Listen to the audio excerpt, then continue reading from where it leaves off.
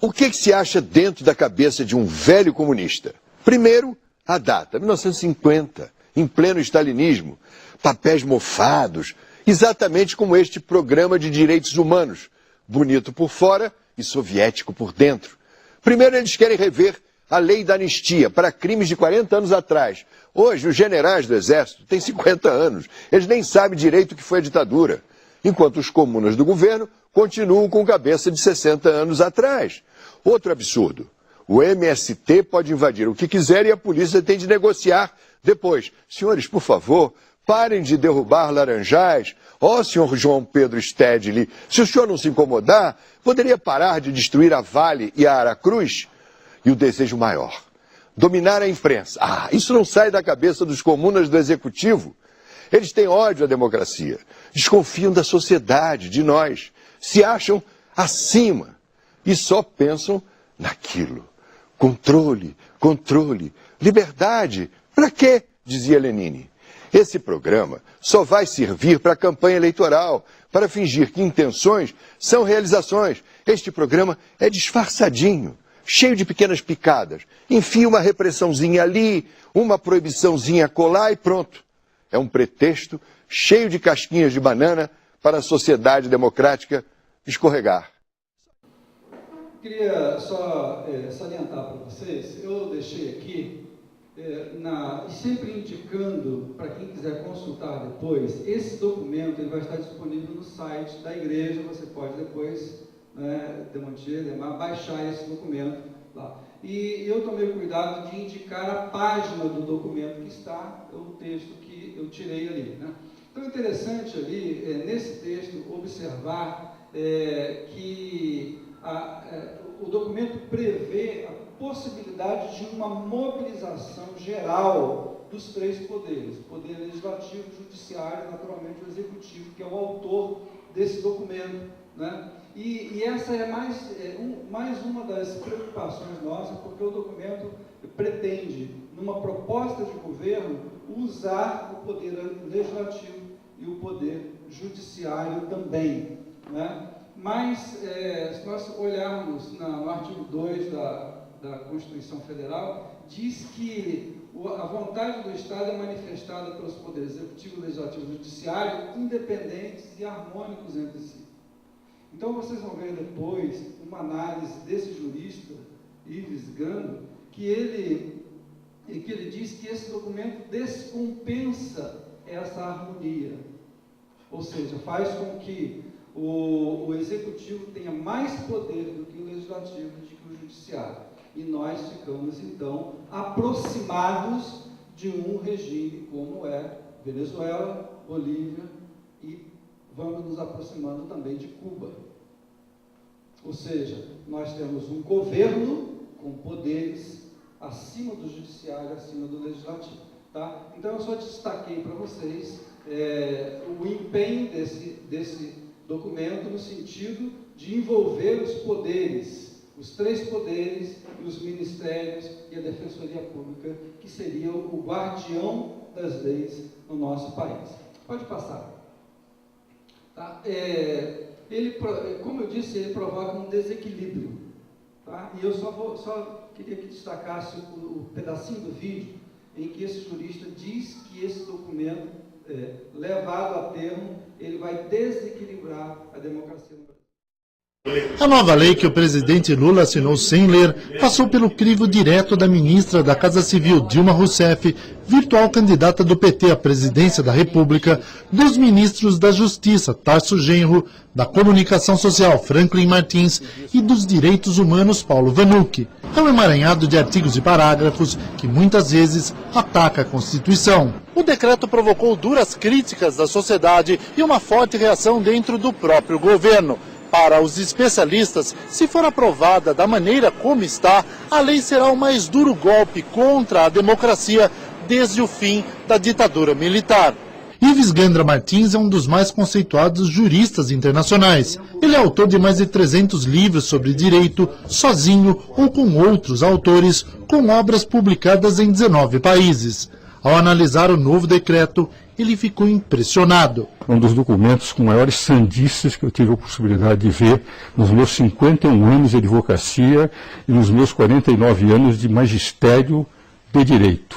Catedrático em Direito por 31 universidades no Brasil, na América do Sul e Europa, Ives analisou vários itens do novo decreto. O projeto prevê que o proprietário rural que tiver uma fazenda invadida não poderá mais recorrer ao judiciário. O que eles estão pretendendo é dar direito àquele que invadir qualquer terra, fazer com que, uma vez invadido, o direito de propriedade deixe de ser do proprietário e de ser do invasor. A lei quer evitar a divulgação de símbolos religiosos. Se não pode haver mais símbolos religiosos, nós temos que mudar o nome da cidade de São Paulo. Todas as cidades que têm nomes de santos não poderão mais ter.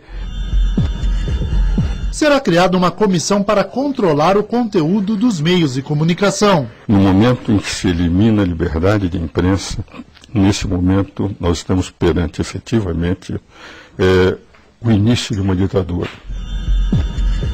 Um novo imposto sobre grandes fortunas seria instituído. É um imposto que afasta investimentos, porque aquele que formou um patrimônio, depois de ser tributado em todas as operações, ainda vai ser tributado no seu patrimônio pessoal.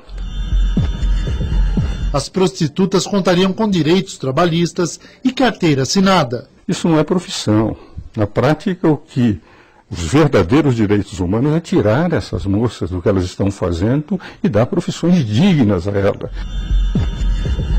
Os responsáveis pela tortura durante a ditadura militar seriam julgados. Já os guerrilheiros, que também torturaram, ficariam livres de qualquer punição. Torturador de esquerda é um santo. Torturador de direita é um demônio. É um decreto preparatório para um regime ditatorial. Vocês estão vendo que eu fui buscando assim conversas, né, que nós mesmos estamos bastante acostumados a verificar, né? Então, esse documento levado a tempo, ele vai desequilibrar a democracia no Brasil e vai abrir caminhos para uma ditadura, assim, olhando mais à frente. Pode passar? Sobre a legitimidade do programa, né? Tem um trechinho que esse jurista, pode colocar, Demar? Tem um trechinho que esse jurista coloca, que ele diz que, vocês lembram lá que o Alexandre Garcia disse, mas quando que esse documento foi discutido que eu não sei? Então isso foi feito por um grupo de pessoas, na verdade eles dizem que ouviram 14 mil pessoas. Um documento que vai mexer com a nação de quase 200 milhões de pessoas, ouviram 14 mil pessoas. Para se eleger um deputado federal em São Paulo, né, Júnior, 100 mil votos, pelo menos, né? Você imagina, para ter uma vozinha, uma em 500 e mais de 500 vozes, você precisa de 100 mil pessoas. Então, eles fizeram o documento de forma muito reservada e querem colocar.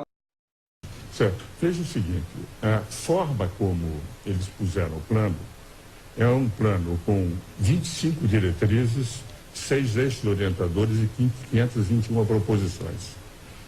Disseram eles, no introito, que eles discutiram com 14 mil pessoas no Brasil inteiro e diversas instituições. Com todas as instituições que eu falei, que eu conheço, nenhuma delas foi consultada. Então, são instituições e pessoas vinculadas à ideia do plano. Eu mesmo disse para uma dessas pessoas vinculadas a eles o seguinte: 14 mil não representam 190 milhões de brasileiros. Um deputado em São Paulo, para ser eleito, precisa de 100 mil votos, para ser 1/70 dos deputados que representam São Paulo no Congresso Nacional. 100 mil. Eles consultaram 14 mil, em nome de 14 mil estão falando por 190 milhões de brasileiros. Vamos então, só relacionei alguns vídeos para ilustrar essa questão. O que nós estamos tratando não é uma invenção assim dos evangélicos, não é sentimento de perseguição, não é nada disso, né? É algo que realmente está mexendo muito com a nossa sociedade, de modo geral. Tá? Então, esse documento é estruturado, como o jurista falou, né, nesse formato, são 6 eixos orientadores e ele falou lá em 520 e poucos, né, mas na verdade depois da correção que fizeram são 518 propostas.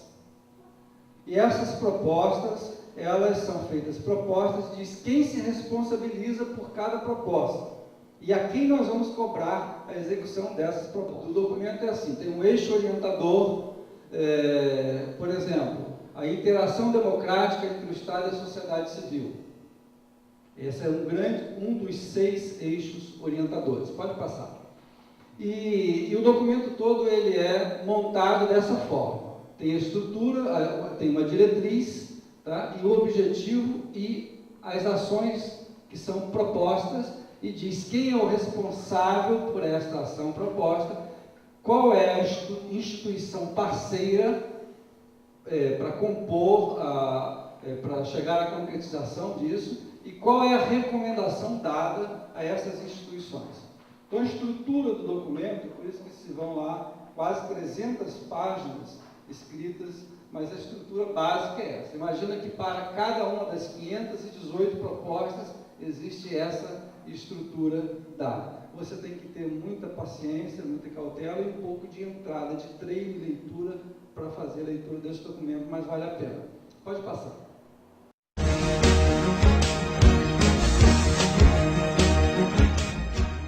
Como se não bastassem as agressões às liberdades democráticas embutidas no Programa de Direitos Humanos, que provocaram indignação no país, vem agora uma nova escaramuça autoritária patrocinada pelo governo Lula. Desta vez o disfarce é uma política nacional de cultura, mas o objetivo, claro, é intimidar, controlar, amordaçar o direito de expressão. Mais um projeto insano gerado no coração deste governo, de onde tem saído uma hostilidade marcadamente ideológica aos alicerces de uma sociedade aberta. Desde o mais elementar sentido de propriedade, no campo ou na cidade, até a fundamental liberdade de expressão. As bizonhas atitudes do presidente Lula, ora dizendo que não leu o que assinou, ora desconversando e fazendo piadas com coisa séria, são atitudes que desrespeitam a sociedade. Um abuso flagrante de sua invejável popularidade. Presidente, não se brinca com a Constituição de um país. Esta é a opinião do Grupo Bandeirantes de Comunicação.